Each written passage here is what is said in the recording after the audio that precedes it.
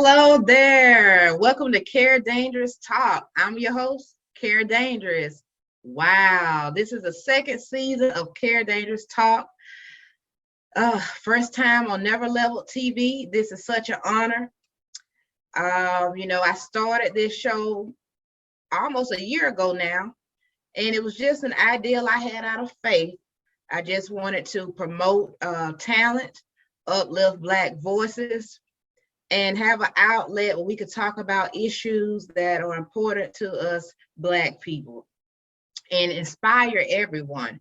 So, it's just been the work of God that I've gotten this far.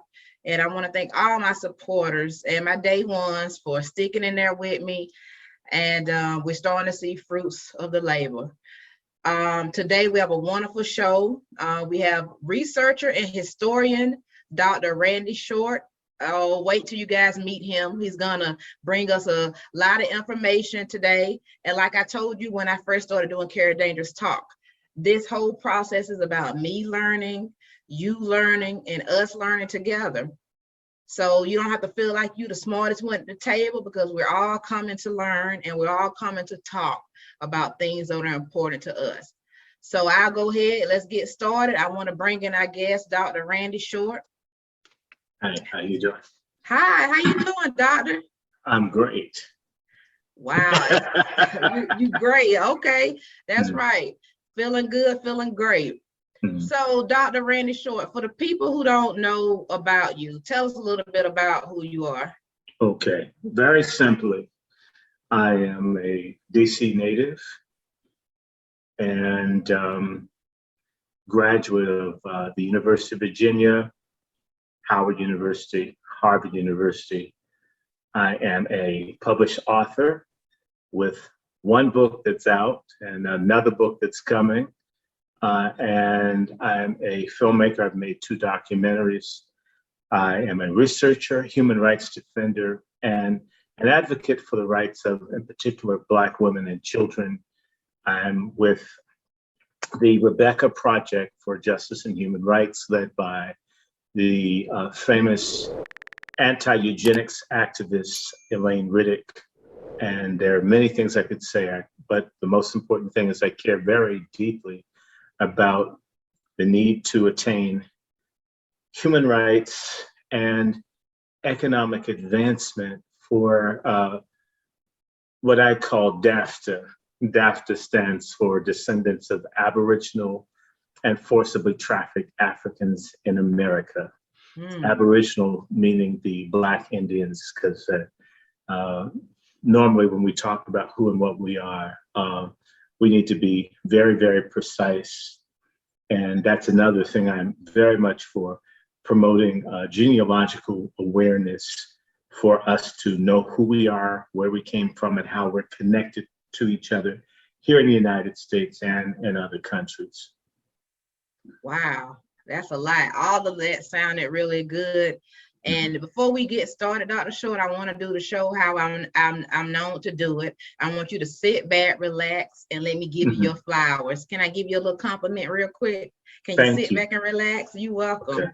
So, Dr. Randy Short, since I first met you, you've been such a kind guy. You're so knowledgeable about a lot of different topics. I've learned a lot. I've met a lot of people through you. And I feel like you're somebody in the Black community who has spent your life fighting and trying to better yourself and better our communities by going out there and standing up for us. And I just want you to know that I thank you and we thank you, and thank you so much for that. Thank you. I've just begun, and I'll let everybody know it's one day at a time. Do what you can. If it's a lot, do a lot. If it's a little, do a little. If all of us do what we can, this situation, it seems like a mountain that we can't climb, we'll recognize it's nothing but an anthill. Yes, I love that. So you know what? We're going to go as many topics as we can. So let's just get started. The first thing I have for you. This year started with this topic I'm about to bring up, and I know you have a lot to say about it. So we're 6 months in with Biden, and no executive order for Black folks, okay? So just to set this up for you, if you go to the whitehouse.gov, they have a fact sheet. And these are the facts. President Biden decided to take action to advance racial equity and support undeserved communities. January the 26th of 2021. Okay, so in January, he signed 4 executive actions, and I'm just gonna name them off. Number 1, advance fair housing.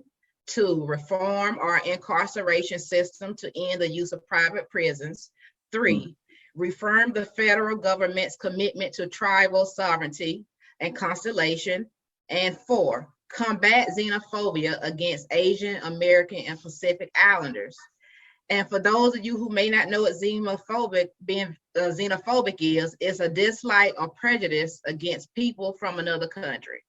So simply, Dr. Short, 6 months in with Biden and no executive order for Black folks, but yet those are the executive actions he decided to take. Give us your thoughts.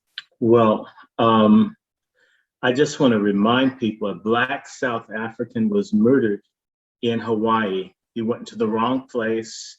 Someone was screaming and hollering, and the guy kept profusely apologizing. I'm sorry, I'm in the wrong place. I didn't, and they still shot him dead. That Black people from other countries that get murdered, like there was a Black man from Nigeria who was tased to death through his penis in Savannah, Georgia, back in it's been a few years ago, but these things happen. They kill Caribbeans and Africans and others who are Black, and that's not covered typically by the xenophobia thing. So that xenophobia basically is for people who are not Black, who are foreign. Okay, so there's nothing in that for us. Look, Biden is the closest thing to Adolf Hitler in the history of Black people in the United States. His legislation, his mass incarceration bill put more Black people in jail than Hitler jailed Jews. There are millions of Black people whose lives have been destroyed by legislation enacted on the Biden bill. So Joe Biden is a monster. He's a career racist. He's a deviant. He's a degenerate. He's a liar. Blacks that live in Delaware are amongst the poorest in this country. Delaware is one of the most racist states in this country. It's the most highly populated Black state in the northern parts of the United States. And there is no change in the lives of Blacks in Delaware of the entire 50 plus years that Biden has been in office. He was against equal education for Blacks. He has supported the militarization of the police. He's supported these unjust wars, and he's a neo-Dixiecrat. He officiated the eulogies for every single solitary racist senator that was opposed to Martin Luther King, Malcolm X, civil rights, and everything else for Black people. And that's just the fact. Aside from the sidebar that Blacks still disappear in Delaware and wash up on the beaches, Blacks get lynched in Delaware. That was covered up by Joe Biden Jr.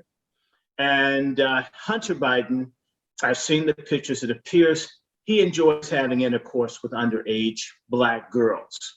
It's a racist family, plus he uses the N-word. The Bidens hate our guts. And the Black Democratic leadership in this country are liars, pathological traitor liars who help everyone but us. Woo! You didn't comment in any words, Dr. Randall. No, I don't like Biden. Biden assaulted me in 2003. He knocked me down on Louisiana Avenue. There's a custom in the South that a Black and a white can't be on the sidewalk at the same time. Joe Biden assaulted me. He knocked me down in front of the Japanese concentration camp memorial thing on Louisiana Avenue. I'm still can't believe, because for that same reason, my grandfather killed a white man for the same thing back in the 1930s, which is why my family lives in Washington, because they had to leave. So imagine me many decades later being treated the same way my grandfather was down in Rocky Mount, North Carolina, about 1935. Wow. I mean, I'm just in a state of shock by learning all those things that you just said. Why do you think they decided to start this whole anti-Asian thing up? Okay, What's going on there? It's a power grab and it's a scam. It's a scam 100%. First and foremost, if you just look at the recent case where Mr. Nguyen up in Michigan shot a black child for being on his lawn, and they were almost, what was it, just $10,000. He's gone, right? We've had a history of Asians killing black people or being involved in the deaths of black people, and they've largely ducked that because there's a scam of pretending that Asians are somehow the wonderful, enlightened, loving, caring, model minorities, and they are what everybody should aspire to. And this is not completely true. In fact, they've been juxtaposed against blacks. We're failures, they're successful. Let me make this very clear. What had been planned or dreamed for by many people in the 1860s was for blacks to starve to death and be destroyed, and they would be replaced by Chinese.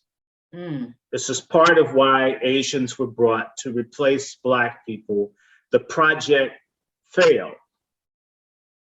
So there's always been an effort to replace blacks with other people and as well use Asians and others against black people. What is Dr. Short saying? The people who introduced narcotics and drugs into black neighborhoods across this country before the Italians and others did were the Chinese. They're the first people to push dope and other drugs in black communities. This is a fact. So this idea of, we've been the victims of aggression for a long time from these people, and I'm going to go through some history. Okay, go ahead. The Los Angeles riots, the so-called Rodney King riots, had more to do with the black girl named Latasha Harlins, who had her head blown off over a bottle of orange juice that she paid for by a Korean or Chinese store owner named Mrs. Du. They gave this woman probation for murdering this girl. Let's go to Floyd George, because I despise stupid people and people that don't research. The reason that George Floyd is dead is Cup Foods is owned by Asian racist Palestinians who are involved in human trafficking, drugs, and other activities. They had him killed. Eric Garner was killed outside of an Asian store. Mr. Sterling down in Baton Rouge was killed outside of an Asian store. There had been Asian police who murder blacks.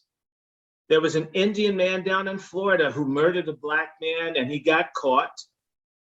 So these people have been taught that blacks are subhuman, and they have been allowed to bring money into the country through sovereign wealth funds to buy up properties in black areas because of the corruption of black democratic political groups within cities like Detroit or Cleveland, or for that matter, Washington or Memphis. Crooked black democratic politicians take bribes, not just from Asians, but also police, which is why they're able to do things like sell loose cigarettes, alcohol, and drug paraphernalia. In fact, much of the drugs moving throughout black communities in this country are being sold by Asians.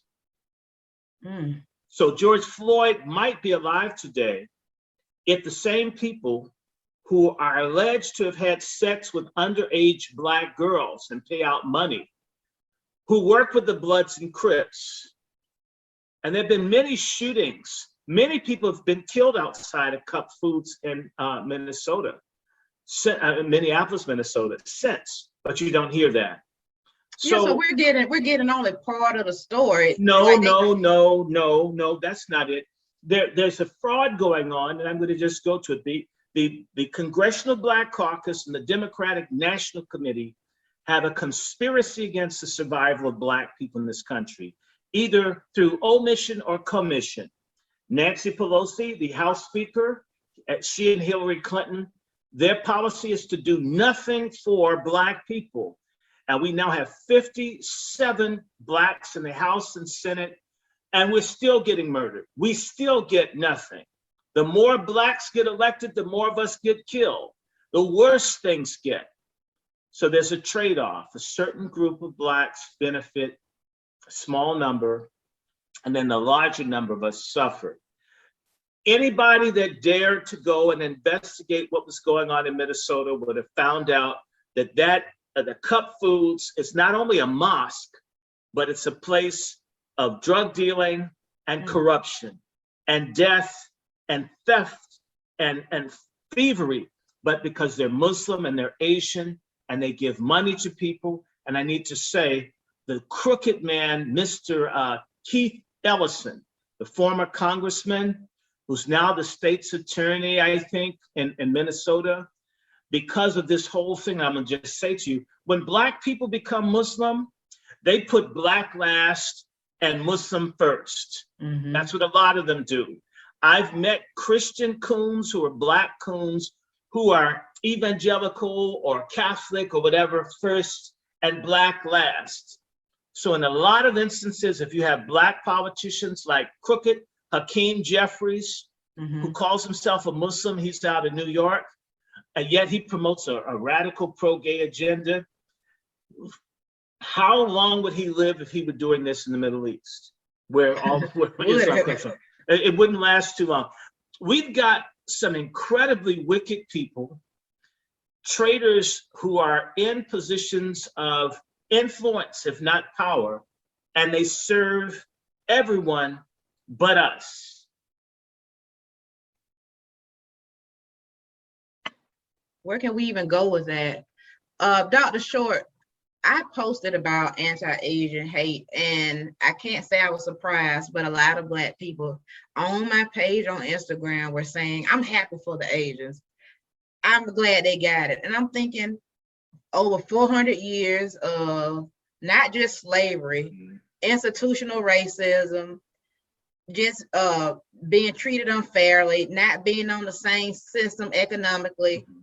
And how could you put another race of people before your own, knowing what we've been through? We've been putting whites ahead of ourselves for 400 years too. Why not Asians?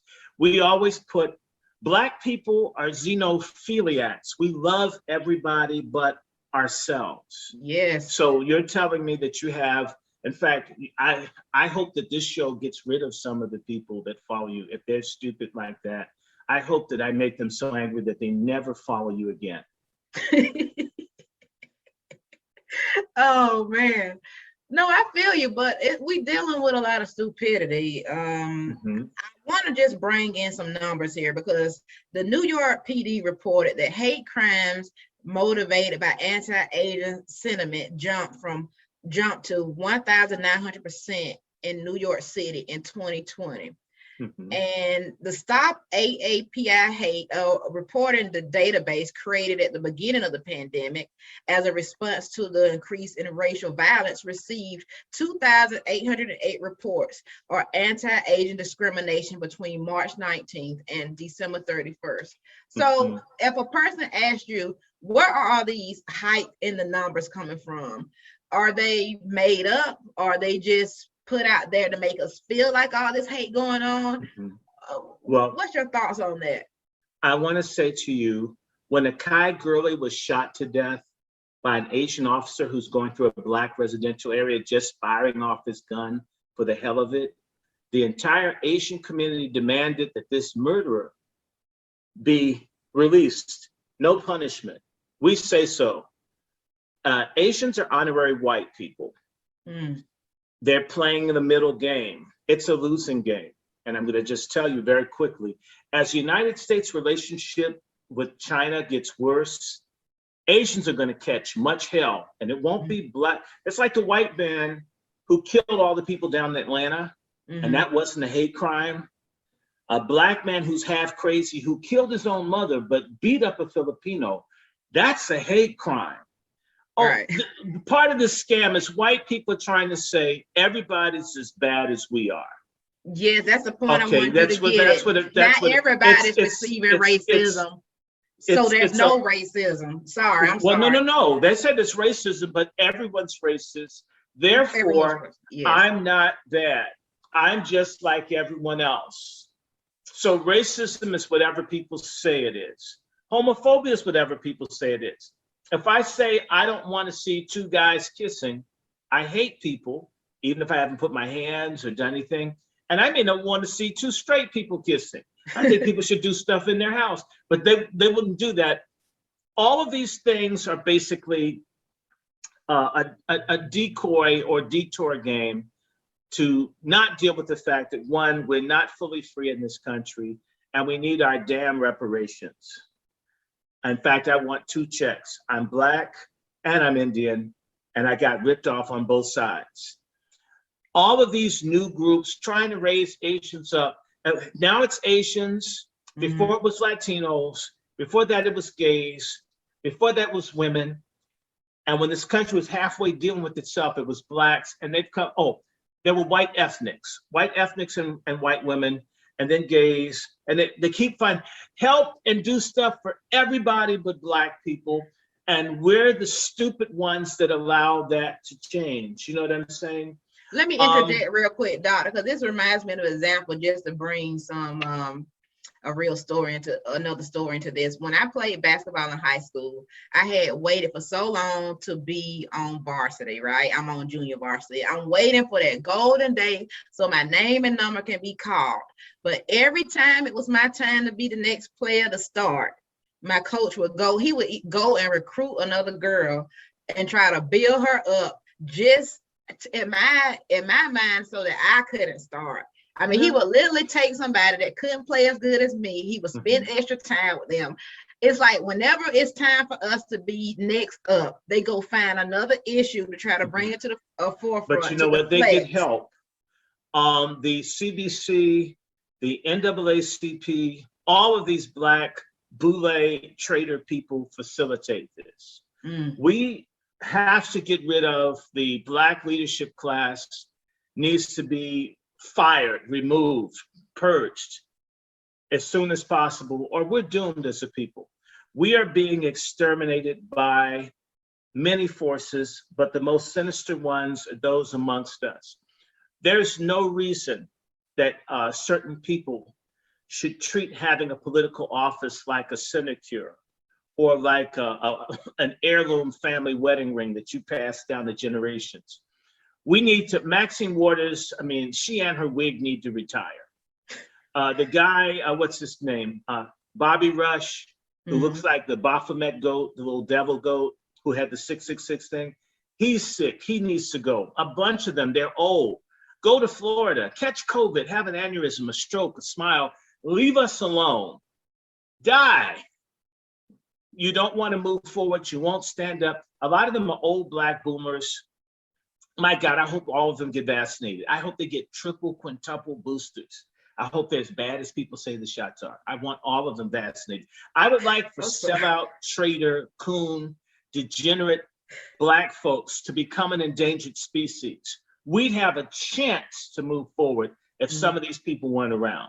Or go back to Africa, take a drum, take your family with you. You know, take your white woman with you, you'll be happy. Leave us alone, go away. But you know what? Frederick Douglass said, power concedes nothing without a demand. We're gonna have to force your generation, you're a millennial, are gonna have to kick Maxine and all of those people out. Did you see the one down in Florida, Alcee Hastings? He's been sick for years. I mean, you're dying. Why are you still in the office? I mean, go. We need to have a policy within our community of term limits, that we'll only support a Black candidate for office for so many terms, and after that, bye Negro, coon, see you later. And if you're a really good one, maybe.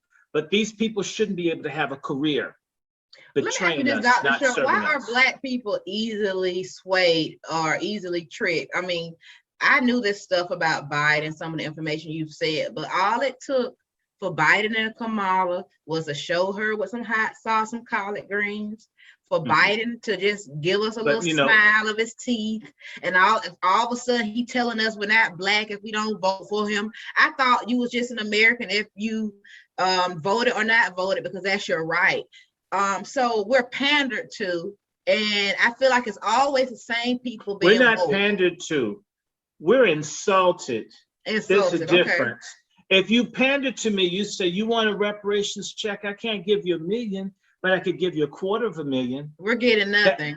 We're absolutely. Actually, we are getting something. We're getting COVID. We're getting AIDS. We're getting gentrification. We're getting mass incarceration. We are getting death squads to shoot our children in Chicago. We're getting a lot of stuff. It's deadly. We get weed that's GMO. We get food deserts. We're getting a golden corral of genocide, smorgasbord. That's what we're getting. And the traitor Black people, they're traitors. We've got traitors in the HBCUs. I'll give you an example. When I was a student at Howard, I was on the board of trustees. They had this Caribbean coon. I don't want to remember his name. He's there, the president of Howard. You're a coon. He hates Black Americans. He hates our guts. And Frederick, he's destroying Howard University. And, the little boule coons, they love foreign Black people, and they hate domestic Black people. You see this everywhere. I mean, let's save the children in Palestine and won't do a damn thing for the ones in Chicago or Miami or New Orleans or Anacostia here in DC. What is a regular person, a regular Black person born here in America who understands what you're saying? What can they do? How can they join a fight when so many things are against us, and not just say, screw it, I'll just die and go on? Like, what can we do? There are a lot of things that people can do. The most important thing they can do is educate themselves,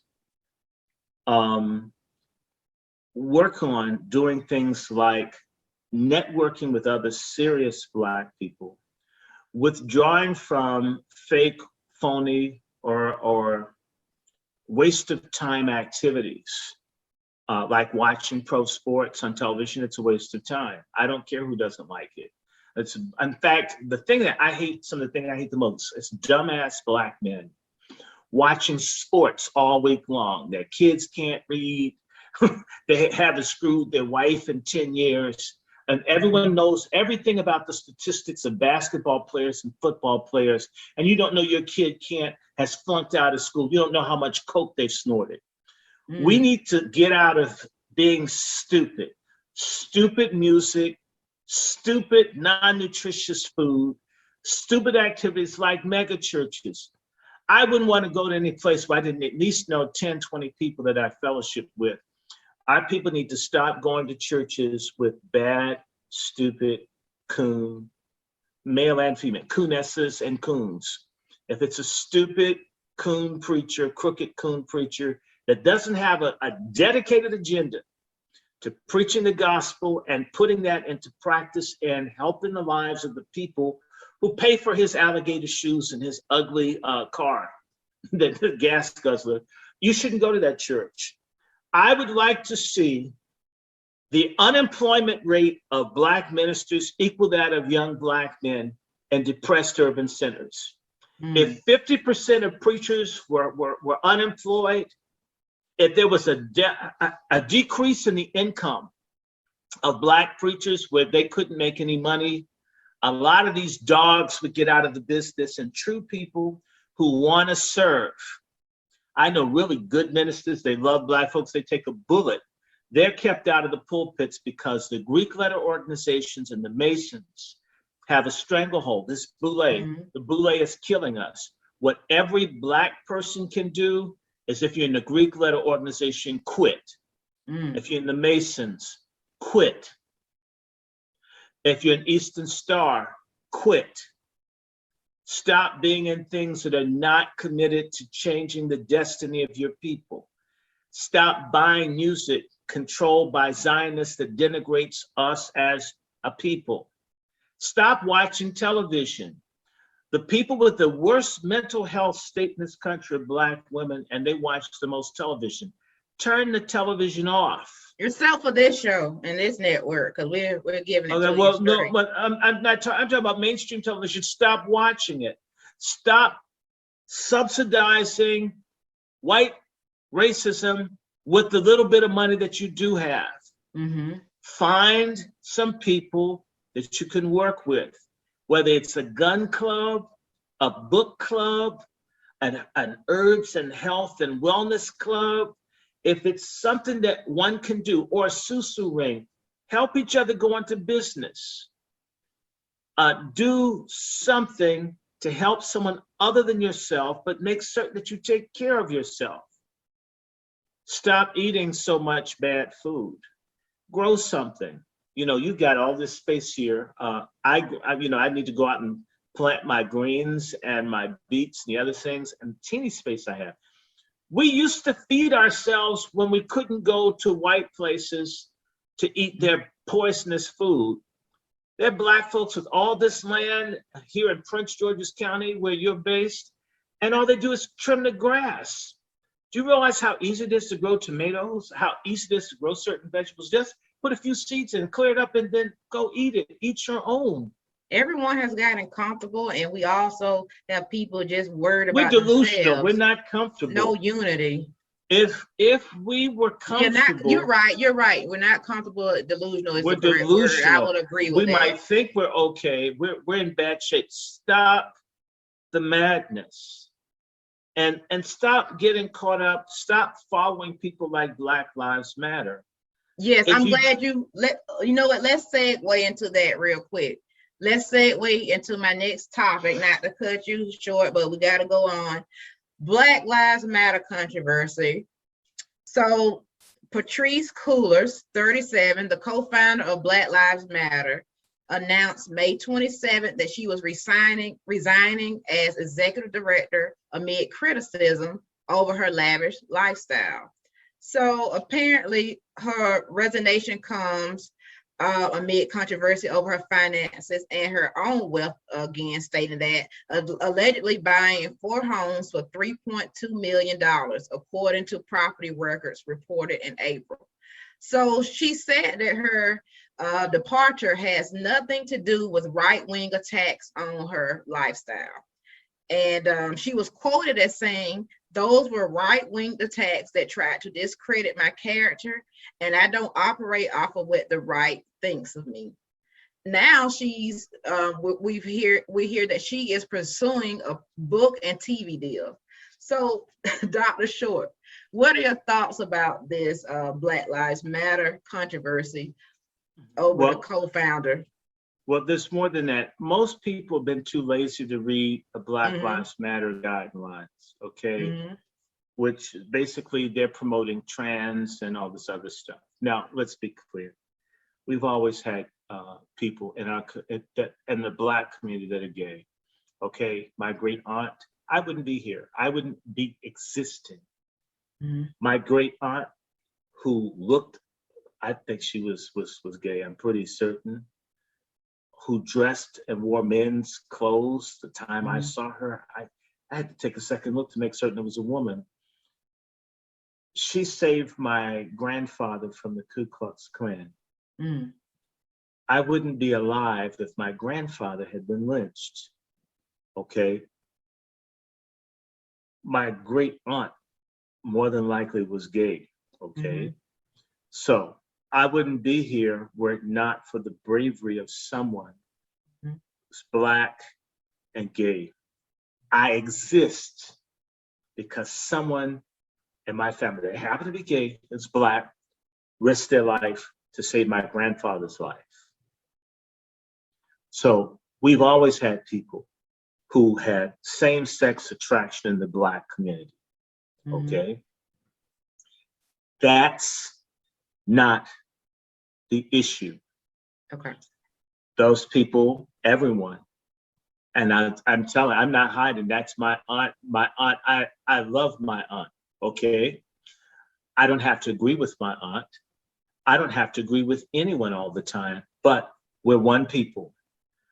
What Black Lives Matter, which is funded by white communists and others, wish to make this distinction that Black people who are same-sex attracted have some separate community away from everybody else Black.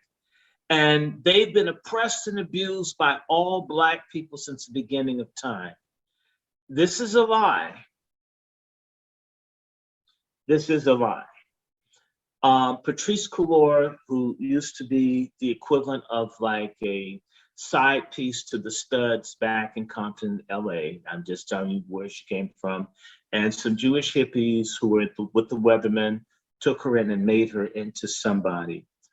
Black Lives Matter is trying to make being gay the justification for leadership. If you read their guidelines, is that the civil rights movement just dogged out all gay people, used them, and gay people got Black people their rights.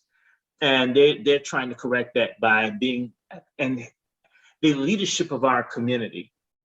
That's a false history. There are plenty of gay people and Black leadership all along, arts, culture, all of this. This is something I experienced at Harvard Divinity School, where they were weaponizing homosexuality against Black people to say, and because a lot of these people like Patrice Cullors, not her, the other folks in Black Lives Matter, I think Patrice has a white female husband. So these folks all have white lovers, and these people are their controllers that they're using to dominate Black people. It used to be a scandal if it was a Black male leader who had a white wife. It's interesting now, the double standards. All these Black women with white lovers, or Black men with white male lovers, that's cool. But if I were married to a white woman or dating a white woman, no matter how committed, no matter how much I did for the Black community, I'm discounted. So I resent all of them. They're frauds.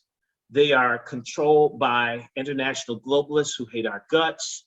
When they say they're trained Marxists, I encourage everyone to understand that Marx and Engels had a concept called the revolutionary Holocaust. The revolutionary Holocaust means that in order to create a new communist society, a minimum of 10% of the population has to be wiped out in order to create a new society. And the Marxists have picked out Black people to be exterminated as a cannon fodder to bring in the new order. That's why they're always in our communities as a means to use us. And we're just over 10%. It would be perfect. If it kill off the Black people, you'd solve the racial problem. So they are very dangerous people. Patrice Cullors is a liar. She used to be like passed around like canapé among a bunch of Black female studs. And I guess she's graduated to white women now. They have lied. They've collected tens of millions of dollars. When you heard me on the phone, I was talking to Mr. Paul McKinley, who's now working with Sandra Bland's family, and his partner is Reverend Hunter, who's the grandfather of Laquan McDonald. So when I say to you that they're all opposed to Black Lives Matter in Chicago, and this is all over the country, because Sandra Bland's family got no money. Laquan McDonald's family got no money. Tamir Rice's family got no money. Eric Garner's family got no money. Trayvon Martin's family got no money, right? Let me speak on that. Okay, so the Black Lives Matter Foundation revealed in February that it took in over $90 million last year in 2020 following the murder of George Floyd.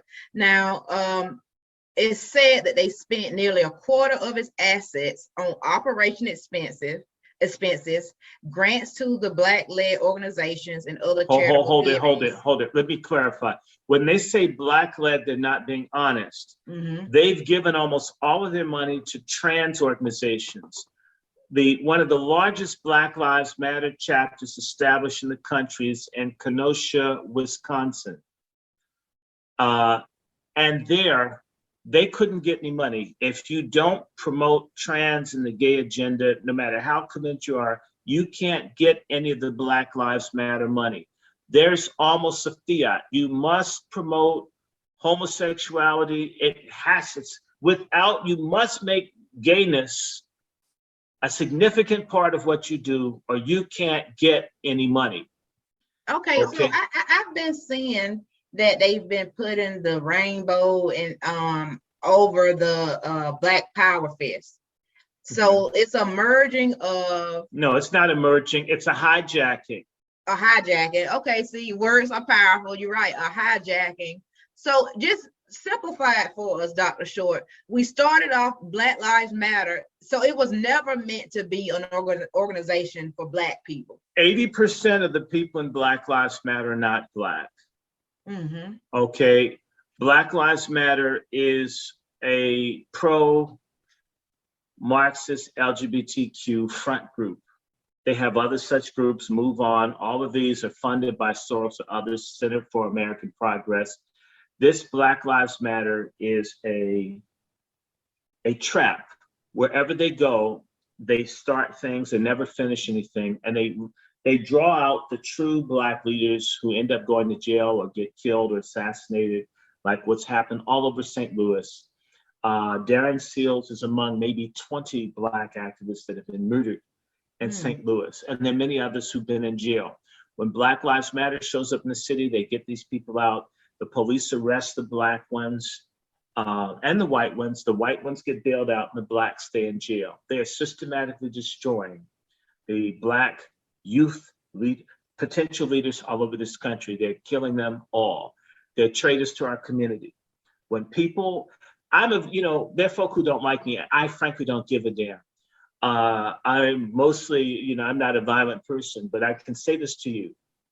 In Chicago, Black Lives Matter has been run out of one community after the other. I know the people that have done it. They physically beat them up and attack them. If they see them, they're not able to march and go certain places because the people will mob them. They have done things. They've raised money when people have had a dead family member and spent the money on sex parties and other things and left grieving families. This is absolutely, it's vicious, it's nasty, it's cruel. They've raised more than $90 million. Most of it, there's a white guy who got a huge ball of money. This money also goes to the Democratic Party. It has nothing to do with Black people. It never has, it never will. It's a fraud. Is it people in the organization in different chapters that thought that they were really doing something? Because in Marxism, they have a useful term, or should say have a term. It's called useful idiots, stupid ass people who get caught up in the communist movement, and they use those people and they destroy them when their shelf life ends. Look, these Black Lives Matter work with Antifa. Antifa in prison works with the Aryan nations that murder Black men all over the country behind bars. These people have come into Black neighborhoods and burnt and killed people all over this country all throughout 2020. And they're still burning in Portland and other places. It's despicable. Look, had those been Black people burning up everything, they would have been shooting and beating people. They've allowed these people to come into areas and target key Black institutions and burn and destroy those in the name of Black Lives Matter. Burn and destroy Black businesses like what they've done in Chicago and in other places. Black Lives Matter is a curse. It is a scandal, and it's a crime. What you don't know, in 2016, that people in the Student Nonviolent Coordinating Committee and other civil rights organizations passed the torch of Black leadership to Black Lives Matter. But did I get to vote? I mean, let's not even talk about the vote that was taken in 2020. The Black community is run like a gangster fascist syndicate. No one asked. We don't get to participate. You have the Congress and people get to lobby and talk. These people and the NAACP, the Leadership Conference for Civil and Human Rights, National Asshole Network, NAN, Al Sharpton, these people don't say, hey, look, let's do some polling. What do Black people need? What do they want? How can we bring everybody in to determine what's best for us, which is truly democratic? This isn't done. We're a community with nothing but authoritarian dictatorships, whether it's the Masons, whether it's the Greek letter organizations, everything, even the churches, just do what I say. You can't think, don't ask. So in reality, the model for most Black institutions is slavery, with a few masses and then women at the top, even church. The people sit up in front, the pastor's wife has a big sombrero, they don't like anybody else, you can't speak to them. I mean, we don't have true institutions that build community, that allow people to think and talk about and tease out what their problems are and what the solutions could be. We are bereft as a community of sovereign institutions that teach us how to solve problems, resist our enemies, and prosper. This reminds me of working in a corporation and hearing the diversity department say, diversity, diversity, diversity. Let's be diverse, but no diversity is really happening. Well, we have perversity now.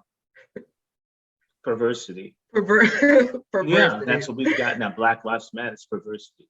Now, I just want to end this Black Lives Matter part with Reverend T. Sherry Dickerson, president of the Oklahoma City Black Lives Matter chapter and a representative of the BLM 10, a national group that organizers has publicly criticized the foundation over funding and transparency. Dickerson was quoted saying, "I know some of the families are feeling exploited, their pain exploited, and that's not something that I ever wanted to be affiliated with." Were you aware that it was members that felt like that? I guess so. You're saying that they got I don't tricked. believe her. If she didn't want to be a part of it, she should have quit. Now, this woman calls herself a reverend. Didn't she read the guidelines? How does that square with the Bible? So it's what, a coon female pastor. They're no good either. The men are bad enough. Some of the women are worse. These people are liars. If they didn't read the guidelines, if they didn't take the time to do that and ask, how does this square with the values in my community? Do drag queens, is that the most important thing? Why are men that impersonate women more important than women? All the women being killed all over this country, Black women being shot, stabbed, butchered, and there's no outcry for my Black women. I'm about to get angry. And yet all these men, just a handful of men pretend to be women every time one of them gets hurt. Oh, that's national news. I mean, are you kidding me? And you can't speak on it because you're afraid you you're going to can lose your speak. job. But people are afraid they're going to lose their job, their well-being. Because if you speak out and you have any opinion other than yes, it's okay, then people targeting you. Is that not true? Well, Black people need to disengage. We're not getting the jobs anyway. They're giving everything to everybody else. So how long before they fire you? How long before they say you have to be vaccinated every 3 months to work here, no matter what it does to you, and you don't get time off? No, you're right about that. We're going to have to get some dignity and some integrity, or steal it. We steal everything else, and decide, do we live or do we die? And I'm not optimistic that everybody's going to be saved. I'm pretty clear that we're probably going to lose a quarter to a third of Black folks are going to be destroyed in a range of ways because of the failure of leadership, all of it, religious, cultural, the failure of leadership, the lack of institutions, the lack of sharing money and resources to turn things around, the cowardice of not recognizing, yes, we're hated by everybody. Most importantly, we hate one another. Black men hate Black men more than they hate killer cops, the Klan, or the Nazis. Now, Black women hate Black men more than they could ever hate Black women. Black men hate Black women. I mean, young Black folk hate old Black folk. Old Black folk hate young Black folks. We're a community that's always talking about love and nonviolence with people who hate our guts, but we're very violent and hateful towards one another. We need to start a moral, ethical reparations project amongst ourselves. Mental health, that's got to be the next thing that was a lot of ping ponging. This person hates this person, this person. We got a lot of work to do. There's a lot of self-hate going on. Well, that's what I heard from what you just well, said. it is. Well, self-hatred is necessary. Self-hatred will keep you enslaved when you don't have slavers. Self-hatred will get you to abort your babies. Self-hatred will get you to pretend that your rectum is a birth canal. Self-hatred will convince you that selling dope in your neighborhood is the greatest network marketing job that you could ever have, and so forth. Self-hatred will make you think that God looks like people that kill you in blue uniforms. Self-hatred will get you to think, if I get into an Arab religion where they call me Abd, which means slave, that's an advancement over being called a nigger. I mean, self-hatred is really incredible. It'll make you spend money on blonde hair. It'll make you damage your eyes by putting contacts in of other colors. I mean, it goes on and on. Self-hatred will make you go and eat bad, greasy Chinese food versus going to a good place to get food. Self-hatred will make you hate your man. Self-hatred will make the man hate the woman, and so forth and so forth. Self-hatred will make you go to a little crooked preacher that's screwing all the kids and stay there. And when you try to tell them, we have to, in fact, self-hatred will make you not be grateful when you have a decent life, a decent job, a good wife, good children, because you're not happy about anything. This is Dr. Brandon Short, man. You did not come to play. My God. You haven't told any lies. Man, you just hit us with some good stuff. Dr. Short, you said one time we were talking, and I want to know right here while everybody's watching, have we had it all wrong? Let's talk about human rights opposed to civil rights. Right. There's a very fine, one of the greatest Black women thinkers, historians, and her name is Dr. Forgive me, I gotta honor her, Dr. Carol Anderson. She is down at Emory University. She has a lot of great books, Black Rage, The Second, Eyes Off the Prize. She's very wonderful. And it's an honor for me to praise a Black woman for her mental acuity and her commitment.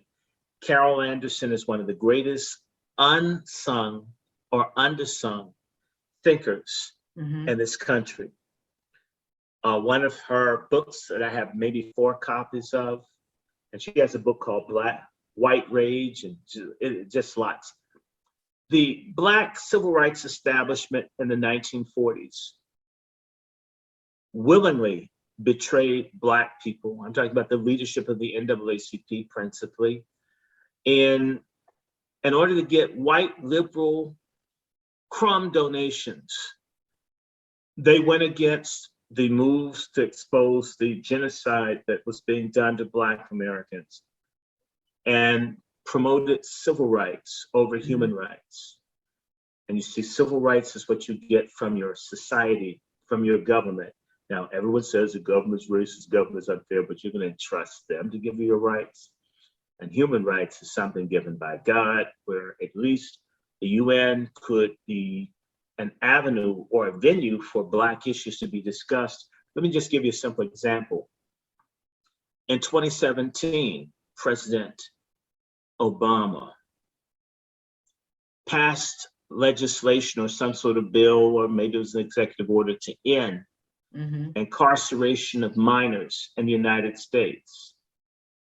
His action just happened to occur when the United Nations was touring the United States to talk about the United Nations High Commission on Human Rights, to look at what was going on with Black people in the country. Meaning that the coons and the Congressional Black Circuits, the National Association for the Advancement of Coon People, the National Asshole Network, Urban Greed, the National Congress of Black Churches with that big fat greasy preacher, Reverend Barbecue. All of the stuff that they say that they do to make a difference had less impact than Marielle Fanon Mendez France having hearings where the United States failing to uphold the human rights of Black Americans is being exposed. In fact, the discussion on reparations in the Congress that they had in 2019 and 2020 came after the United Nations recommended reparations for Blacks in 2017. I was at one of the hearings. That's human rights. You see, the opposition to Blacks pushing for human rights came from the white liberal left, the precursors to the white supporters of Black Lives Matter, where they came up with the decoy. So Black Lives Matter is talking about trans and prisons and all this stuff and police brutality.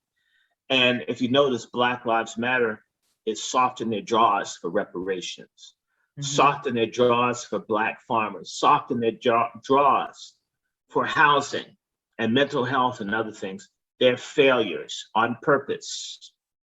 You see, white America is very keen, those that are educated, that all the people in the world, if they were to know how bad things were, they would lose respect, because a lot of people increasingly, as they see things like all of this outpouring for George Floyd, is because the white people here don't want to look like barbarians in front of people in Scotland and Germany and Denmark and Belarus. They don't give a damn about you or me. Whites get killed by the police all the time. What a nation needs for its dollar to be respected, for its institutions to be respected, is to have the appearance of being a free and fair society. Let me give you a very simple example. The Chinese got ahead of the United States and got the most favored nations trading status in 1989. Why? The Chinese threatened to have discussions on the Rodney King beating in Geneva, Switzerland. That's how the Chinese were able to overcome the opposition to them having most favored nation trading status with the United States. I should know because I'm a member of the organization that went to the Chinese in 1989, the International Human Rights Association for American Minorities, which has a relationship with the UN. Black people, in particular the NAACP and others, have lied to Black people, deceived Black people, bamboozled Black people, and even when they've gone to the International Human Rights Associations or to Geneva, they've talked about American law instead of international law. In other words, they're still scratching their head for Mr. Bobo here when they're in another country. That's like me trying to use the dollar in Japan. They'll take it if I convert it, but they're not going to use it if it's not their currency. Do you understand what I'm saying? We've been betrayed over the last 20 years, that certain people, now they go to the United Nations, but they don't know international law. Let me say this to you. There's an international convention for when that governs when a firearm can be used or discharged by law enforcement. Do you understand, under international law, all the police that have killed thousands of people in the last 20 years all belong in jail under international law that the United States is a signatory nation for? We don't have to argue with people here. Remember, I was talking to the lawyer the other day, and he's brilliant, but he's only talking domestic stuff. And remember I saying, let's do, notice his eyes glaze over like, and I wasn't saying he's not good. I'm only saying, let's do everything we can. You know, when you have a house on fire, if you got a bucket, I got a hose, somebody else got something, you do whatever you can to solve the problem. Not say, I got the bucket, I got the bucket. This is how the boomer boule coon, leftist or right-wing Negroes, evangelical, I call them Republicans. I've got the bucket. Instead of getting rid of the fire, they're more interested in showing other people it's all about me. There's a malignant narcissism, a traitorous malignant narcissism in our Black leadership. And they're never going to change. The only thing that you can do is scandalize them. In fact, I'm going to tell you what a lot of Black folks can do to help is if you know anybody Black that's important, And you can put out some information to run their butts out of office. Like, if you know where Maxine Waters' hidden mansion is, or if you know, you see Bobby Rush coming out of another person's house, take a picture, post it. You know, I have a little movement of my own that's small, but maybe you can help me expand it. I call it Coon Busters. And the mission of Coon Busters is to wage intellectual, spiritual, and physical warfare against traitors in our community. If someone does something that's no good, that's Black, we should expose them. If I know, for example, I learned some proprietary information today, I could take down a very, very important coon. I won't say whether they're left or right. I can ruin a whole bunch of coons who've been in the way because someone gave me some information. Do you understand what I'm saying? Yes. We could. Can you imagine if, like, if you could take down, for example, you got this broad who's in Congress, the one that looks like Uncle Fester. I can't. I cannot. Yeah, she does look like Uncle Fester from the Adam family. Yes, Karen Bass. Okay. Karen Bass. And she might still be president of the Congressional Black Caucus. When we tried to get Karen Bass and others to look at the dangers of progesterone injectables for Black women and cancer, strokes, heart attacks, diabetes, they turned their backs on us. These are Black women in Congress turned their backs on us. The Rebecca Black women in Congress turned their backs right on other Black women when it's Let me concerning explain to you what's going on. Okay. All your Black women Democrats in this country, for the most part, get money from a radical white lesbian organization called Emily's List. In order to get money from Emily's List, you have to put feminism, gayness, and eugenics first. You don't really do anything for Black people, and that's how you get your campaign cash. Who ran against Van Hollen for the Senate?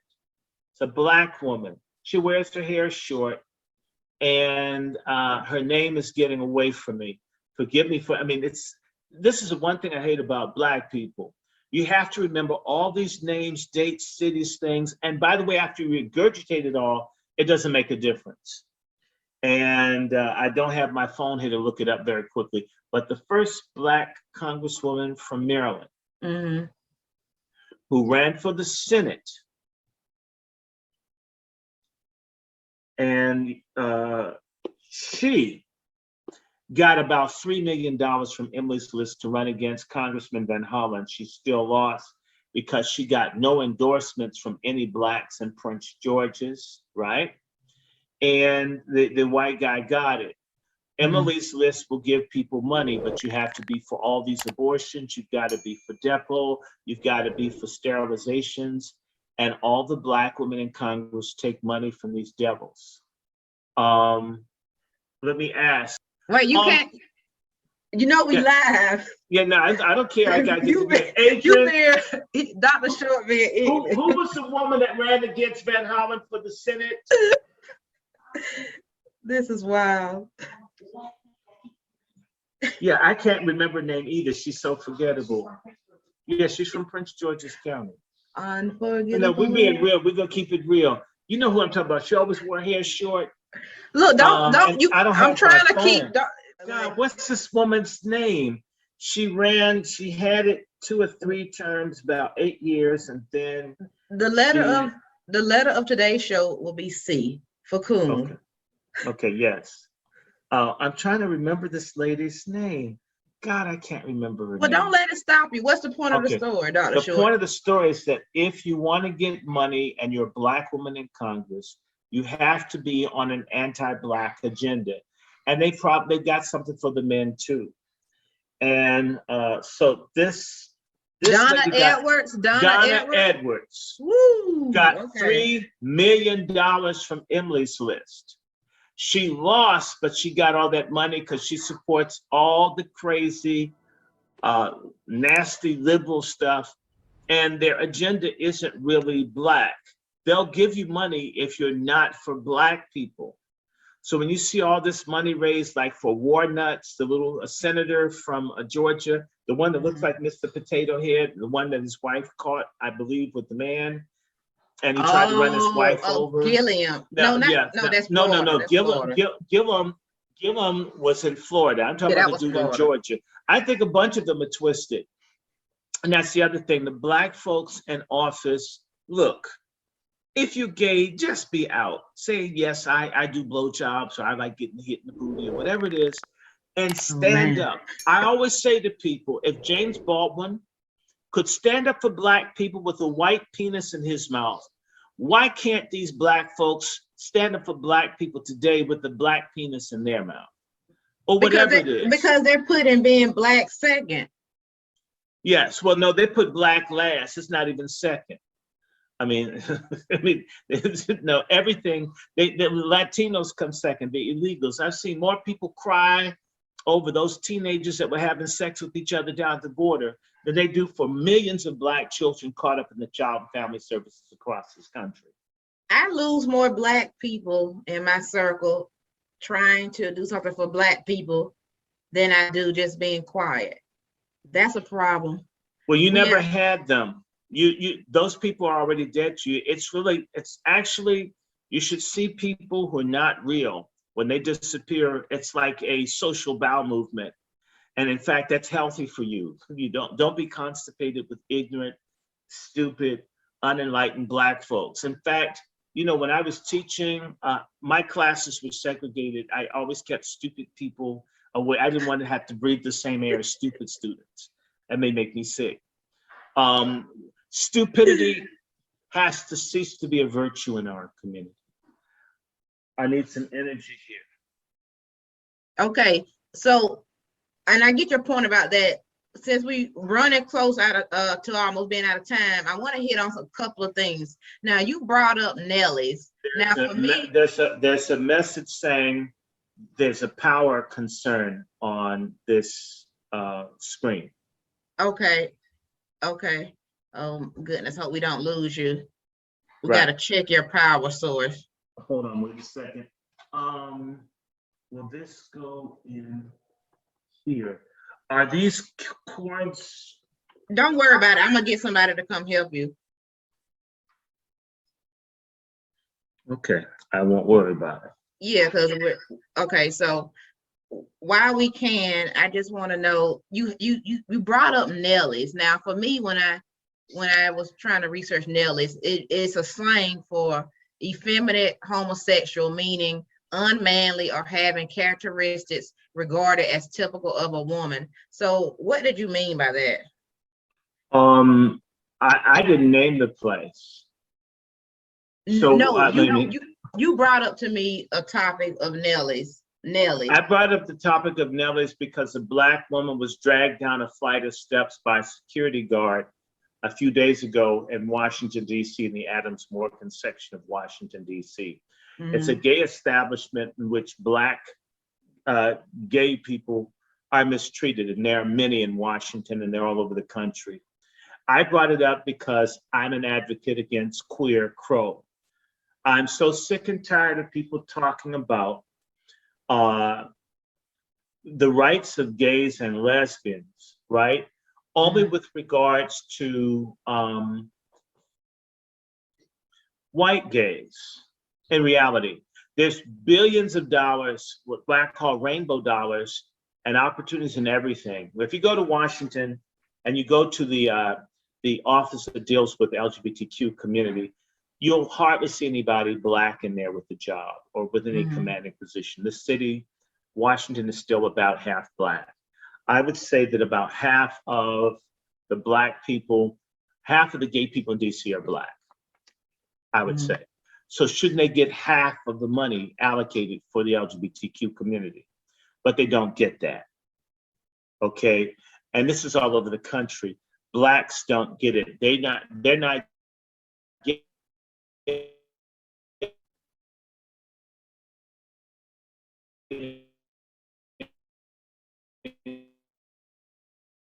their oh God, we having Black gays are not getting their share. And so it's offensive to me. Huh? Okay, I have you now. You had cut out for a second and now you're back. What I was saying to you is that I'm offended by this situation that I call queer crow. because Black people that are LGBTQ, they're not getting their share of the homo dollars.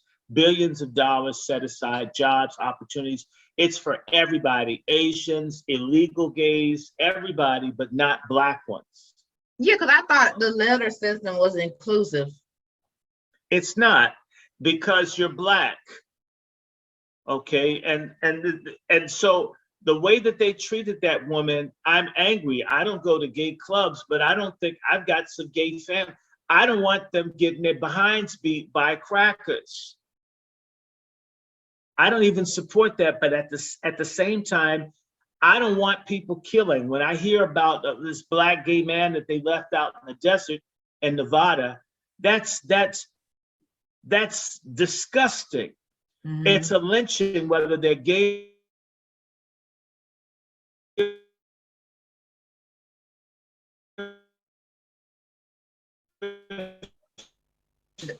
Dr. Short, it's a shortage. I'm sorry, guys, for the technical difficulties. Hopefully we'll be able to get Dr. Black. Short back. We have to care about the totality. Okay, for some reason he's coming in and out. Okay, that you're back with us. I don't know what's going on. Say a bad internet connection.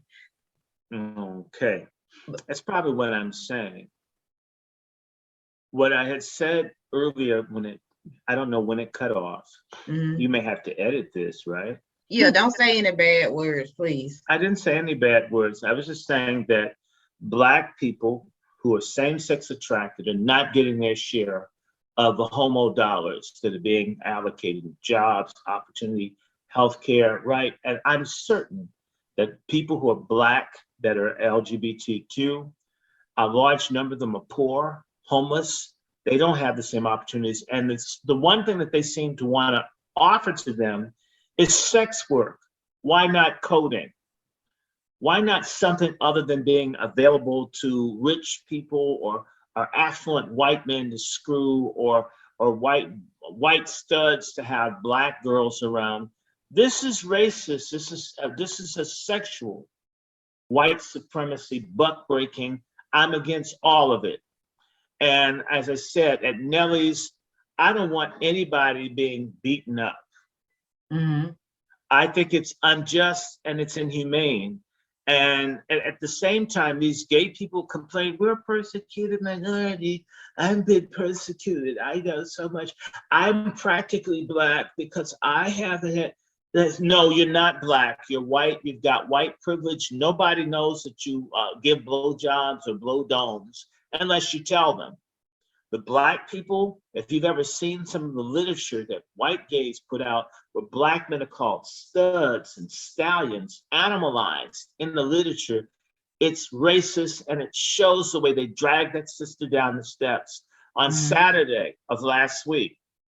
During Pride Month, they couldn't even show any unity or this, we're all together. They couldn't even do that during this month. And I had said to one of the people I know who's gay, who was complaining about how Black people are homophobic, I said, let's go up to Northwest. Let's go to some of these clubs and see how they treat you. I'm gonna take my camera and video how they treat you. We accept you, but don't agree with how you get down in private. But we see your humanity. They don't mind getting down with you, but they don't see your humanity.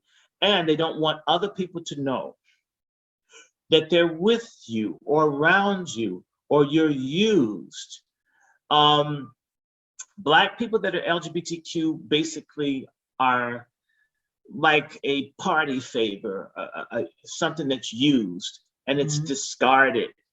So the AIDS money, whereas people die disproportionately Black from AIDS, do you think they're getting those funds? Do you think they're getting those jobs? I can assure you that they're not. Queer crow is evil.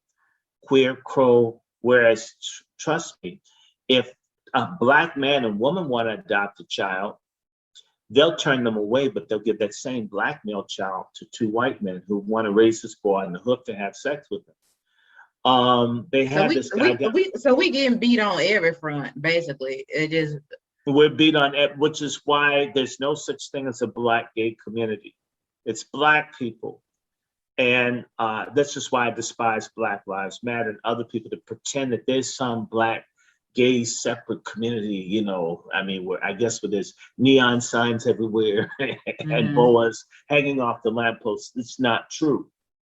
And I would just like to state, just to make everyone knowledgeable of this, Never Level TV, we actually control our own narrative, so we are uncensored, so we can actually talk and be free. I just wanted to make sure that wasn't really a problem while we had some technical difficulties there. So I just wanted to state that. But very good information, Dr. Short. Now, it's no way to kind of leave this topic and go into the next, but I simply must have you give us a few of your thoughts on the VP, Kamala Harris, because all the Black women were backing her up. I never really got a good feel for her. I didn't see what other Black women were saying. They were seeing a Black woman when they looked at her. I didn't see that. And it wasn't because she was light-skinned, because I know when I can look at a light-skinned Black woman and see myself, look at a darker-skinned Black woman and see myself. But when it came to Kamala Harris, I never saw myself.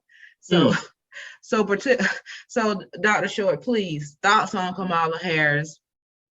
Well, she's a tramp. She's basically she's proved. I mean, she's expanded the democracy. I think everybody that is a whole now feels that they can become president or vice president. They can get close to that because of Kamala. Look, I went to Howard with Kamala Harris about the same time. And what I can say to you about Kamala and her crew is that almost none of her friends that she went to Howard with are married. So, you know, I wonder about her. And I will also say that when Kamala was on the AKA line, they were snorting cocaine. That was the allegation on campus. And what they would do is role play being prostitutes down on 14th Street in DC. That's real talk. Yes, I said it. Okay. They would role play, they'd stand out and try to act like hoes and see if they could get solicited. Okay. And one of the things I'm going to say is that she, being a Caribbean, was automatically a member of the Caribbean Student Association. And the reason I bring that up is my girlfriend at the time was Caribbean. I would go to the meetings, and the thing that the president of the CSA, that Kamala, certainly would have been, and probably went to the meetings, pretty certain I've seen her. They would call Black Americans Yankee niggers. And that was big when we talk about these Yankee niggers. And they would get together and just tell how much they hated Black Americans. And I can remember being in the room, just my guts turned out of shape that they hate us this much. I've never been in a place where everyone gets together and they're against Blacks from the Caribbean or Africa, even though there's some people that don't like Africans from the Caribbean, Africans, and they don't like people from the Caribbean. So Kamala Harris would participate in this anti-Black American bigotry. And there are a lot of Jamaicans, in fact, that were really awful towards Black Americans at Howard. And like I said, you have a Caribbean president now who tried to have the Howard police beat up the Black American students in January 2018. So we've got a real problem. A lot of people that are Black that come here don't necessarily like us. Kamala Harris is not Black, she's an Indian. She is a Tamil Brahmin. When you say that, that means she's a high caste. She's the equivalent of a white Tamil. And they see us as subhuman. The word is pariah, or pariah is the English word, English anglicization of pariah, or untouchable, or there are all sorts of words. These are people who are ritually impure. She believes, as a Hindu, that Black people came out of God's ass.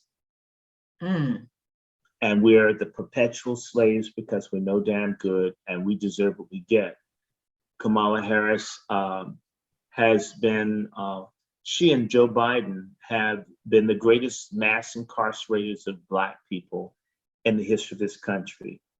She's covered up, as I've mentioned to you, lots of racial murders and things. She covered up pedophilia. She covered up Blacks being given subprime loans and the banks getting off. Kamala Harris is corrupt. She's nasty. She's degenerate. She hates our guts. She's a whore. I stand by it. I don't care who doesn't like it. And all the Black women that are stupid, that vote looking at someone's genitalia. If it's a vagina, it's okay. If it's a penis, you got to check it out. That's sexist too. So she's not a weird person.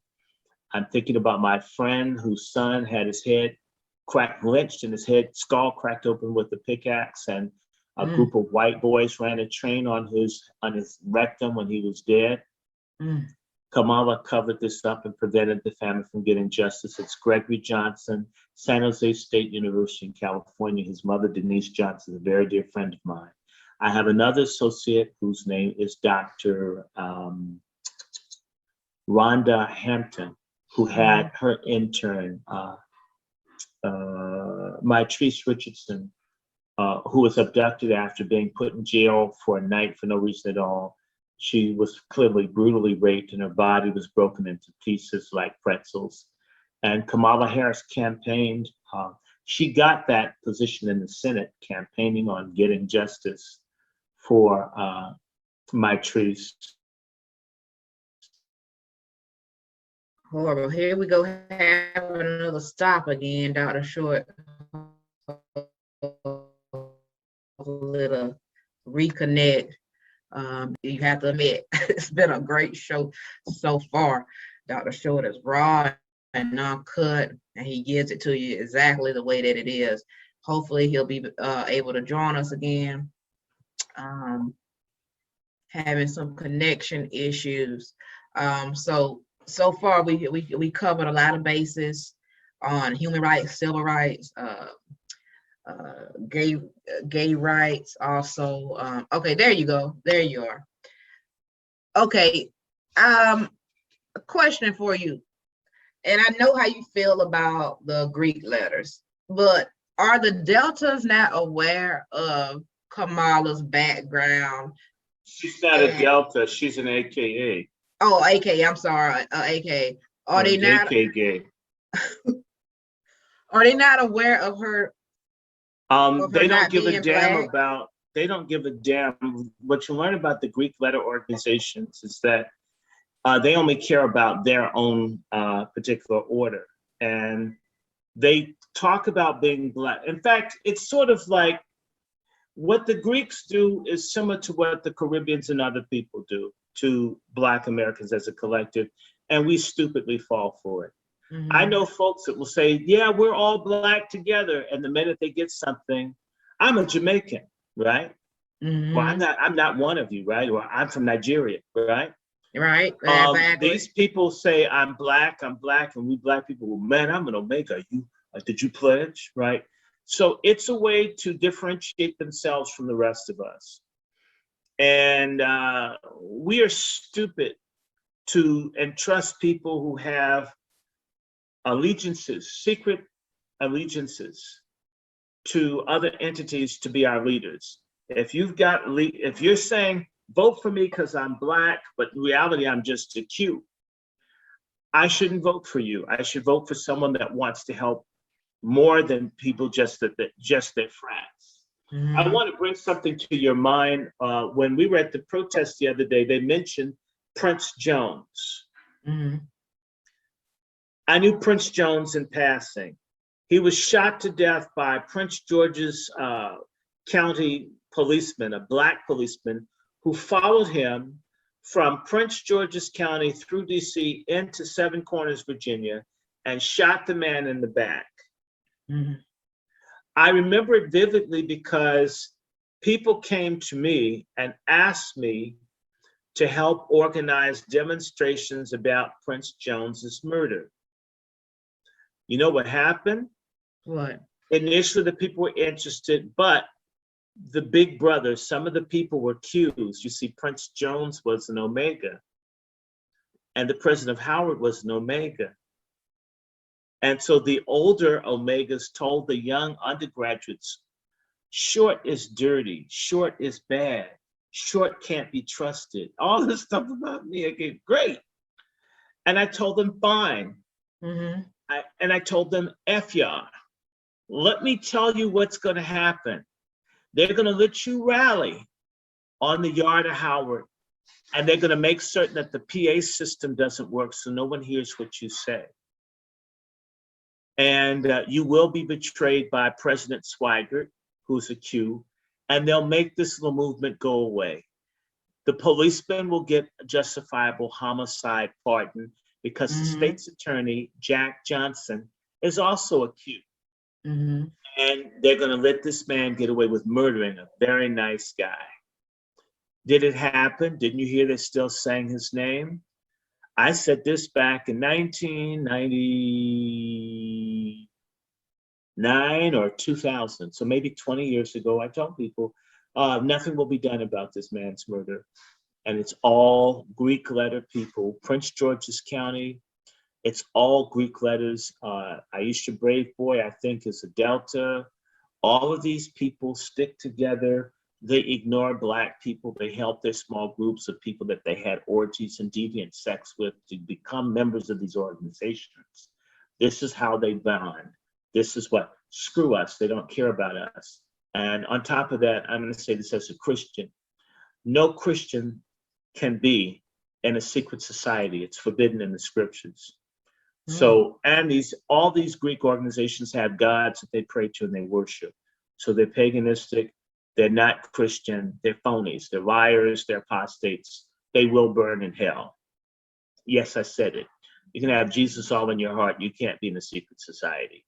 You start looking at the rates of STDs and all these things with these HBCUs, a lot of this is driven by the activity, the drinking, the drug using, and all of this that goes with these secret societies.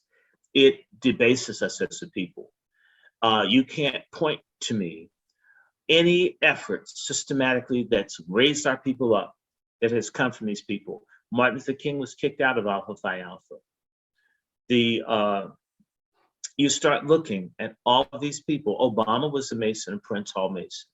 A lot of these people are Greek letter and all this stuff. What is our status of people? If this was so damn great, why are we as screwed as we are right now?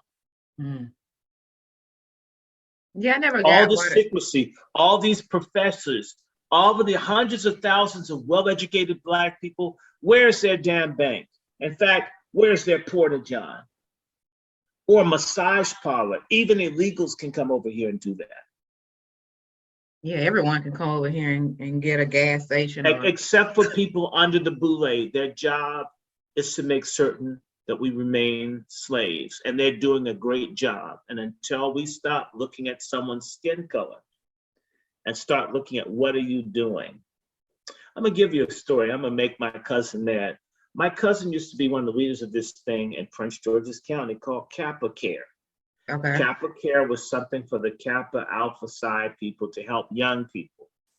And I love my cousin. They're begging his frats to put a little bit of money in these young people.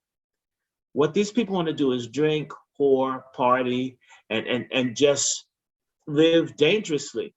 I mean, even when they're old men, you know, white folks in frats, they cease to really talk about that after college. I mean, they drink half the world up and, you know, have orgies and everything, but ultimately they come out and they establish businesses and corporations and such.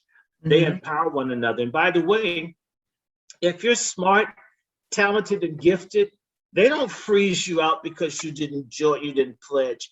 These coons are such health-hating people in these frats. I'm looking for reasons to reject other Black. Well, you don't have a brand on your buttocks like I do. Yeah, that's crazy to me. Well, you know who used to get branded? Slaves. I know the Q dolls, they slavery. get branded like a cattle. There's nothing legitimate about it. All of it is a scam. It's a fraud. Our people aren't free. They've been around 100 years. I mean, crack has done more for us than the frats have. AIDS has too. COVID's done more to help our community than these Greek-led organizations. I said it. I hope I make all of them angry. If you see me, don't speak to me. I don't want to know you. It's awful. And I've seen rapes and all these things covered up on campus over the years I was a student. There's nothing holy. It's unholy. It's wicked. It's unrighteous. And I'll tell one more story. I remember the fraternity where the men were so macho. You know which one I talked about. And the guys were bisexual, and they were giving AIDS to all the sisters at Howard. Sure they did. That's not something that's likable. And we need to do something better. Stop talking about what a strong man you are, and let's see our communities safer from killer cops, safer from Black killer gangs, safer from exploitative Asian merchants that basically would rather you sleep with them to pay for their overpriced bad food than for you to have cash. Sick of these people. They're degenerates. They're part of why we can't get hit. And they've hijacked the church and everything else. And by the way, let me just tell you, you can be running for student office or whatever. If you're not in one of their groups, no matter how good you are, no matter how committed, no matter how much good you could do, they'll vote for a shithead or a whore out of their own ranks first because they pledged. That's sick. They're sick. That's part of the sickness. We'll never get anywhere until we purge this crap out of our community. Thank you, Dr. Short. We have one more topic and then we're going to get to your book. The killing of God in society. So would you say we're moving towards a godless society, Dr. Short? Moving towards, we're already here. Or should I say, let me be different. We don't have a godless society. What we're moving in the direction of is theistic Satanism. There are various types of Satanism or neo-paganism, where people call themselves spiritual. You know, I just kill a chicken now and then, or I kill a rabbit, or I burn candles, or I burn sage, whatever. This is growing, and it will continue to grow. A lot of witchcraft. In fact, Black Lives Matter has a bunch of witch covens up in Baltimore. They're a bunch of Luciferian witches. And I said it, you can look it up, it's on the internet. No, I don't respect any of them. I don't want to understand what they're about. We have moved. There is a decline in genuine belief of all kinds of things. In fact, there's so many scandals. I mean, your child is safer at a rifle range than in the church because there's so many people trying to molest them or her. The church, if I could just, the so-called Christian church is it's a bigger failure than Hitler's Third Reich. At least they made a go of what they said they believe. These people only want more money and bigger buildings with fewer people attending. The music of the church is stupid and degenerate. It sounds like club music. I mean, what do people believe? So you have a complete collapse of genuine Protestantism in this country. And of course, the Catholic Church, you know, aside from needing more KY jelly for minors, it's basically been around 2,000 years. They're going to be okay. Protestantism is not doing that well. You have all these manipulative liars like T.D. Jakes, who looks like a walrus with no tusk. I mean, you've never seen him stand up for any critical Black issues. I mean, he's so weak. We're a pathetic people when T.D. Jakes gets to be a spiritual leader. And he looks sweet. He really does. I mean, just come on, T.D. Come out the closet. He'd probably double his membership. Well, we know the preachers and stuff are getting pulled by politics, right? And they're being pulled by 501c3 money. The preachers love money, okay? Right. They love money more than drug dealers do. They drive the same cars. So when we meet a person, should we think, even if you look like me, you could be my enemy? Is that how we have to start thinking? No, well, people have to have a foundation in something. The problem in America is that there are millions of people who don't have any foundation in any kind of belief system. And so it's sort of like, to treat your soul like it's a Montessori school is kind of a stupid way to go through life, but people do it. People should believe something. Again, I have to talk about the people I can't stand the most, which are Protestant Christians. It's what I'm most familiar with. They're sorry. We shouldn't have homeless people. We shouldn't have poor people. we shouldn't, there are a whole lot of things that they should stand up against. You know, about 2 years ago, they had this thing, I think it was DC Public Law B23, where they were going to legalize prostitution, brothel owning, pimping, and sex purchases, as well as they would introduce sex work as a curriculum to teach children, as you know, or help them to pick sex careers when they finish school. Really. And I know what it's like to call certain ministers, you know, prosperous people that have the big building, they're getting everybody's money, right? You know, most DC preachers, Black, completely did nothing about this, which meant that that could have created a situation where people who had huge amounts of money would have put millions and millions of dollars to draw Black children into prostitution, which means it's almost insurmountable. Can you imagine if from the time that you're, say, 5 years old, people trying to get you to sell your body, the chances are you might do it because you keep hearing it, everybody's doing it, and this is, right? That's what happens. They've done this with drugs, they've done it with vaping, they've done it with smoking. A lot of people are stupid and they still smoke. A lot of people are stupid and they vape, even though it's messed up people's lungs, because they made it popular and they've marketed. So it's interesting, you can't market cigarettes towards children, but in today's society, you can market prostitution towards children. And what's worse, the people who supposedly represent holiness, righteousness, and godliness don't have a problem with it. So I know what it's like, and I was told there's a group called the Ministerial Baptist, it's a Ministerial Baptist Ministers Conference for Washington, D.C. and the Senate. You know, it's a long ass name for Negro preachers, right? And I was told, I asked to be able to appeal to them to protect our children. And I was told they wouldn't speak to me. I'm a bad person. Imagine, I'm saying, don't rape our kids, don't pimp. And you're the bad person. Wow. Yes, I'm a bastard. So when you hear me curse out, and I don't like preachers, and I mean, I'm glad COVID's shutting some of their asses down. Those were our children. I don't have any children of mine, but I love children. To think that they would just be okay with this or say nothing about this, but a little bit of crumbs that they get. Let me tell you something about the Coon preachers in DC and Prince George's. Do you know that they have this drainage tax on their churches? So they have to pay for the volume of rain that comes on the roof of their buildings. Wow. And it can be a really large bill if there's a lot of rain like what we've had lately. So these preachers are going to be driven out of business by the city because they don't have enough money to pay for the raindrops.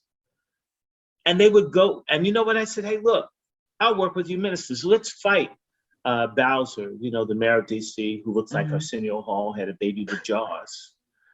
Okay, I don't know who the mother was. Okay. And and the people wouldn't give me any paperwork where I could have gone to media and fought it. At least I would do it. And even though I don't like a lot of Coon preachers, you need places to pray and worship. It's part of who we are as a people. They won't stand up. They're afraid they're going to lose something. The scriptures say we're not given a spirit of fear, but of love, power, and a sound mind, which says to me a lot of these so-called preachers are not believers in Jesus Christ. They believe in their bottom line. They believe in their 501c3, which I call 501 enslave me money. And they don't care a damn about the people. And it's all a hustle. It's just a business. In fact, so many people that aren't worth a damn, either ex-drug dealers, human traffickers, they're all becoming preachers now. Look at Kwame Kirkpatrick up in Detroit after being in jail. Now he's going to preach. And he'll probably have as many women and scandals in church as he did before he got jailed when he was mayor of Detroit. My goodness, my goodness. It is so much going on. Dr. Schultz, we thank you so much. Before we get out of here, I want to go over your book, Slavery's Mastery, Religion's Oppressive Bigotry, Unhinged, Oppressive Demonic, Religious Bigotry, Exhibited in God's Name by Randy Short, PhD, foreword by Roger Stone, former President Trump advisor. Right. Tell us Well, about your book. it's very simple. It's my dissertation from Howard. It's taken me forever to get it printed. I hope that it's successful because I've got about 4 or 5 manuscripts that I need to begin to turn into books. Because people say you're a doctor, but you have no publication. Little snooty. I now have a publication. I have another book with Roger Stone called I Am Spartacus and Cory Booker. So I have 2 books out this year, and I'm actually got a manuscript on Denise LaSalle, the Queen of the Blues. I'm going to ask Bobby Rush, the King of the Blues, to do a forward and try to crank that book out this year. And maybe I'll have 4 or 5 or 6 books. There's a whole lot of stuff that needs to be written down. I also want to do a book about no good racist Christians who are white and coon Negro preachers. Now, my book is basically a combination. It's a social biography. Oh, just one second. Something's in my No problem. It's a social biography on the life of a human rights defender by the name of William Henry Shepherd, who was born right after the Civil War, and he died in 1927. And in explaining his life, I chronicle religious racism, the history of the slave trade, a little bit about this man, and about the United States and other countries deciding to divide up Africa. And it ends with his life ending. But it's about 560 pages. And which includes the notes. And it just talks about everything from how, in particular, the Presbyterian Church, which is one of the most important white churches, is so racist. It's so monstrous. A lot of what the underpinnings of this country is based on just a pure religious-based hatred of Black people. And you can see that too, looking at the life of Shepherd. I want to get enough money to continue because William Shepherd, who helped establish the Presbyterian, which is called the American Presbyterian Congo Mission in Congo in 1888, still exists. What happened later is one of the white missionaries and his wife raped hundreds of Black women and girls. That needs to be documented. And by the way, one of the senators from the United States used to hang out at the mission, Senator Frist from Tennessee, who was a candidate for president. I remember putting it out, sharing it, that Frist can't be president because he knows about this husband and wife that were gangbanging little Black girls and Black women for decades at a time. And the Presbyterian Church of the United States covered up for the rape and molestation of Black women and girls. And I want to write about that. So what I do want, it's a good read, it's a good book, is they can reach out to me. Do you have a way to share my information? You can state your information and we'll make sure to get it out there. Okay, well, the best thing to do is wrandyshort@gmail.com. That's my email, wrandyshort@gmail.com. And or you can write hollismedia.net, HOLLISMEDIA.net, where you can order the book directly and it'll be shipped to you. I'm on Twitter, DRS11965, DRS11965. I'm Randy Lancaster Short on Facebook, Randy Lancaster Short in, and so many things. Just look for that, you'll find me. I'm on Instagram, Randy Short 1965. You can find me. In addition to that, if people just love what I do, I got Cash App. I love people to send me like pennies and so forth. That is DR Randy Short, DR, capital D, lowercase r, uppercase RANDY uppercase S-H-O-R-T. In fact, I have a website. I'll share that with you in the future. I've got another one that I just paid to extend it. I call it Coon Busters, which is we'll be using that to fight against no good and corrupt Black religious and political leadership.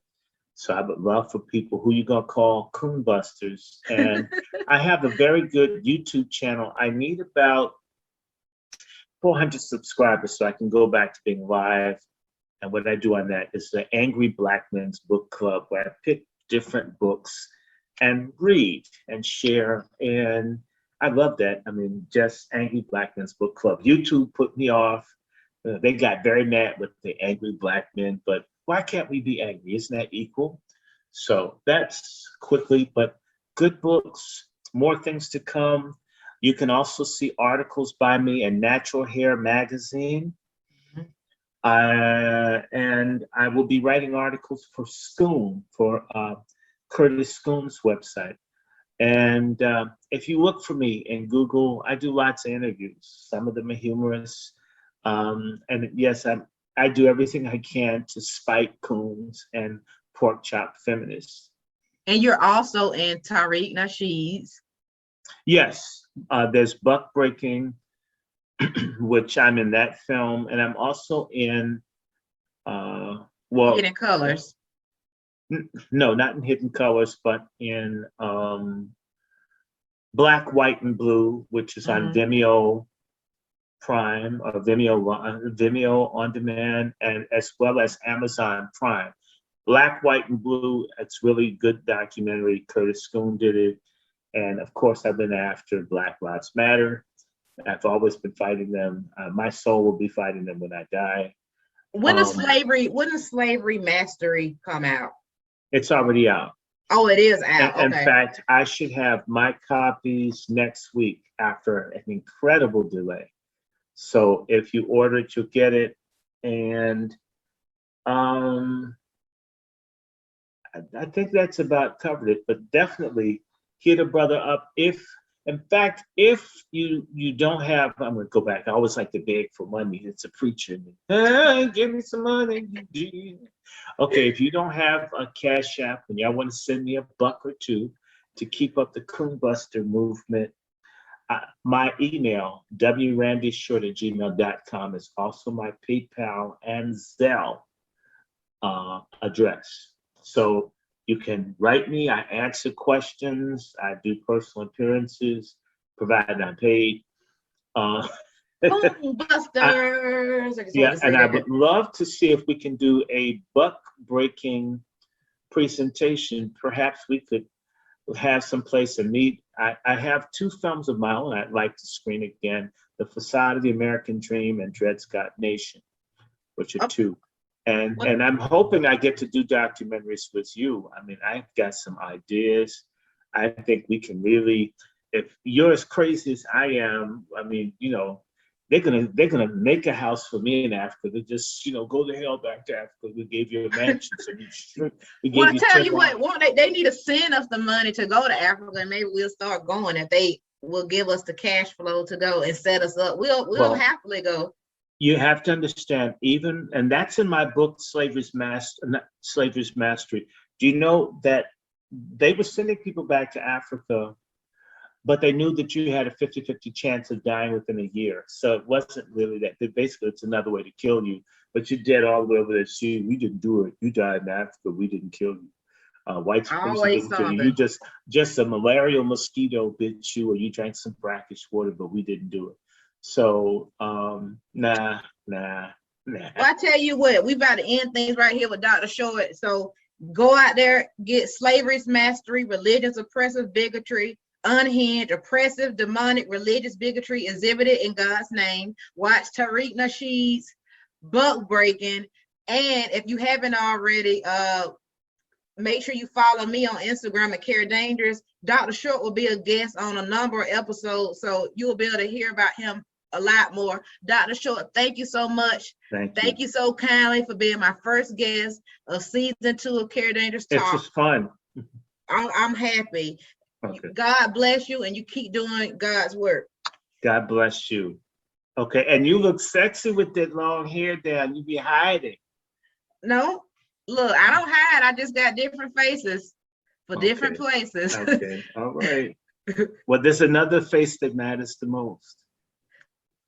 Okay. See you later, Dr. Short. See you. Okay. Bye-bye. Okay, so guys, I just want to tell you again, thank you so much for joining me for the first episode right here on Never Level TV. As you can see, we started off with a bang.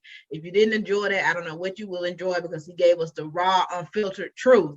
Now, next week, we have actress Erica Hubbard coming on. I can't wait. Oh my God, I have the rest of June is going to be packed with some really great guests. You don't want to miss it. We're going to have all kind of people on here. It's going to be a lot of fun. If you haven't already, make sure you go to the Kera Dangerous YouTube page, subscribe, and sign up for notifications so you can see whenever we have new videos coming out and all that.